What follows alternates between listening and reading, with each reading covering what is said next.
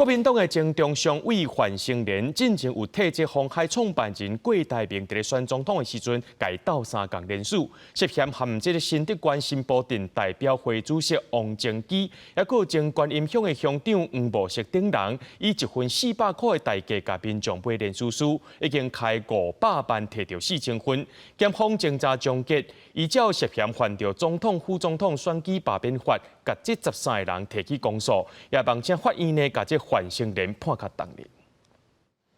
手抱囡仔行出法院，新德县新埔镇代表会主席王正基涉嫌替人买票连署，方羁押过外过了后，检方10日侦查终结，甲伊提起公诉，14一审法院裁定30万交保。没有人讲说那个联署是选罢法，也不能买票，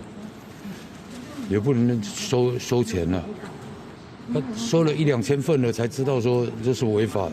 交保了的头一句话，伊讲伊唔知影连署袂当买票，含入贿选的风波，也有世界客属总会理事长范成廉同款互起诉，检方更且甲当当判刑，审理了后裁定70万交保。犯人所为显然漠视政府查贿之禁令，妨害总统、副总统联署之公平、公正与纯洁，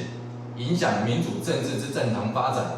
检方查出范成廉为着要替鸿海创办人郭台铭摕到参选总统的资格，换伊家己政治的前途，涉嫌赃2000万，联合王正基、甲前观音乡乡长黄茂石、甲姓范的宗亲等人，甲加油站、甲超市等等的所在当作据点，甲民众讲，若交1份连署书，就会当摕到400块。拢总发出超过500万，摕到4000份的连署书。检方以涉嫌反总统、副总统选举罢免法，甲13个涉案人起诉。联署协会拘押到目前拘押35人，贿选分案总共有550件，681人，起诉2件1人。选战到底要到啊？检方检查不法，检察机关分案侦办，已经超过1600件。除了贿选以外，境外势力介入选举，嘛去检方列入重点。争斗法上来看，是包括犯我们这个选罢法方面的相关的这个妨害选举的案件，或者是从事相关违法的这个选举活动。涉及反渗透法，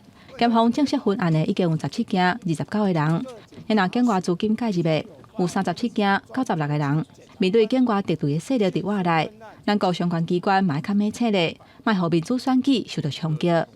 记者综合报道。